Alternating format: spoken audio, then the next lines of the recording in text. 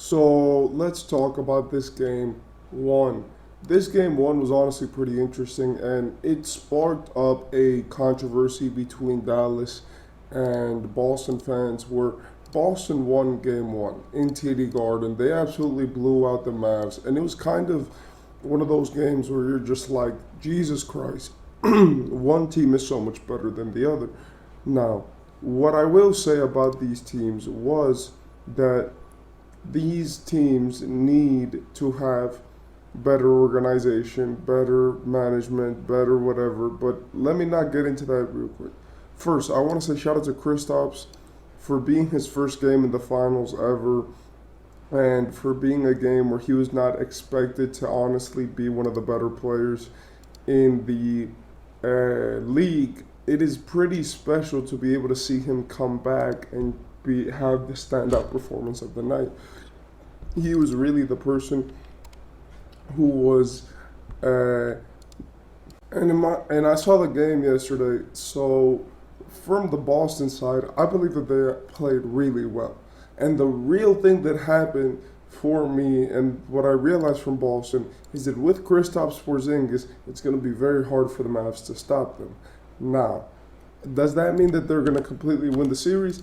No, because obviously you game plan for this team for at least 4 games in a row. So they're gonna actually have to find a way to probably put the roster out there which best counters Boston. But I think the biggest problem is that both of these teams play very similar to each other. But Boston just has a certain amount of talent which is gonna be hard for Dallas to stop. In my opinion, what they should zero in on is stopping Jaylen Brown. Yesterday, he had a hell of a game, and he's been having hell of a games every single game, it seems like. But if they can stop Jaylen Brown, then I think everything else will fall in place. Jason Tatum yesterday didn't play that well, and he honestly looked kind of tired. If we're being honest, he only scored 22, and it was um, kind of crazy, how he had such an off game and his team won by so much. But I guess that's just the team that Boston has. Now, what I will say from Boston is that they played a great game. They had a great formula. And the real reason why they won was because Kyrie was just sleeping. Honestly, I don't like to put blame on one player because I do think team matters.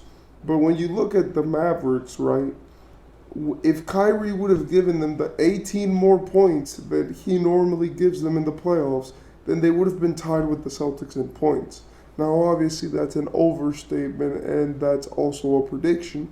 But in my opinion, the biggest reason why this game was lost by the Mavericks was because of Kyrie. Yes, the team around them didn't play that well. But it all starts from those two guys, from Luka and Kyrie. Luka scored 30 and 10. Luka did everything that he could, and he played the most minutes in his team. But the problem was that Kyrie Irving I think he got too nervous, or maybe it was that they were zeroing in on him on defense. Maybe it's that the defense is much better now than before. But I know that Boston won, and I know that that was a big talking point for everybody. With that being said, right, what I do want to say is shout out to this team for being this good. If we're being honest, right, and the teams need certain criteria to win championships. And this Boston team looks like they have everything. They have shooting, they have spacing, they have consistency, they have players at every position.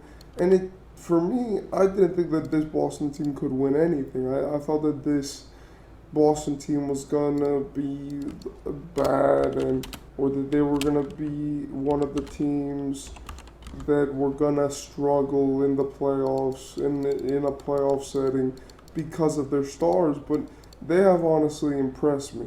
Boston has been just one of the better teams in this entire playoffs, and their consistency has been amazing.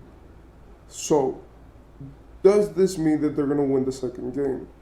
And I feel like that is the thing for the Celtics. Can can their stars come up 4 games in a row? Can there be some consistency on this team? Or even, can this team win a championship this season?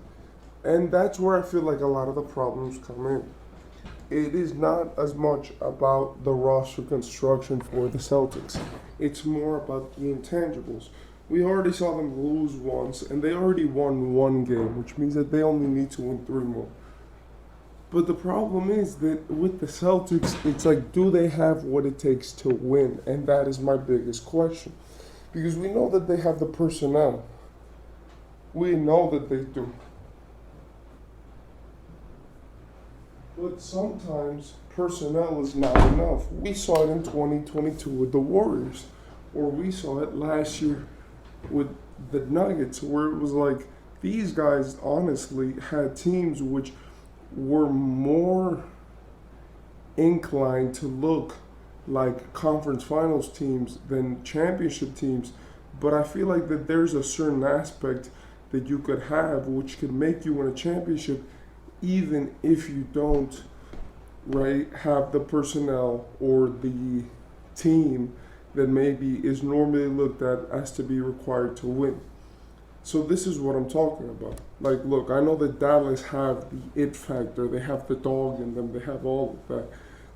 But when it comes to having that dog in you, will the Celtics have the consistency and the play to be able to beat Dallas? I think that they have the personnel, as I said. They have the players. They have and I will not stop repeating this because Boston has the best constructed roster in the whole NBA. But that doesn't matter as much as having what a team like the Celtics do, which the Celtics may not have, that player which you can count on consistently.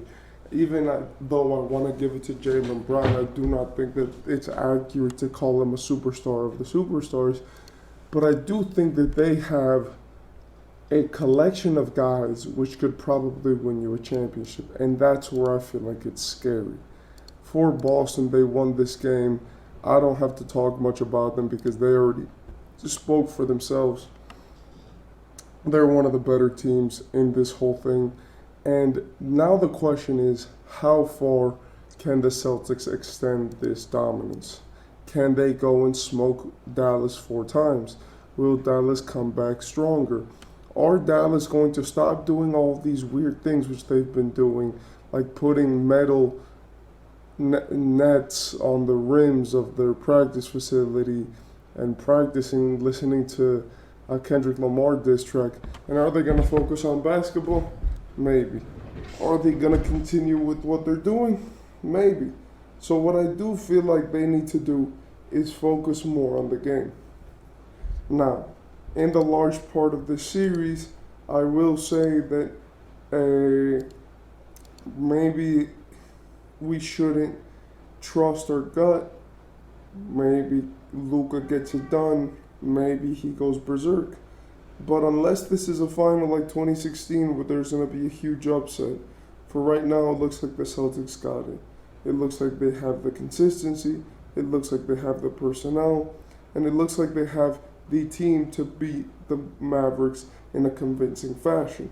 From Tatum to Brown, and especially now with the Porzingis came back, Drew Holiday, Derek White, Al Horford, the Celtics look pretty much unbeatable. And after this first game, it's no bias when I say, like, yo, the Celtics might actually sweep, or the Celtics might win this in 5 if they can keep playing like they played in that first game, and like they've been playing for a lot of the playoffs. So yeah, tell me what you think. I do think that the Celtics look good, and they haven't looked this good in a while. They look concentrated, and Joe Mazzulla actually looks like a semi-competent coach. Maybe it's because he has a super team, but who knows. So yeah, Boston might win. Yeah.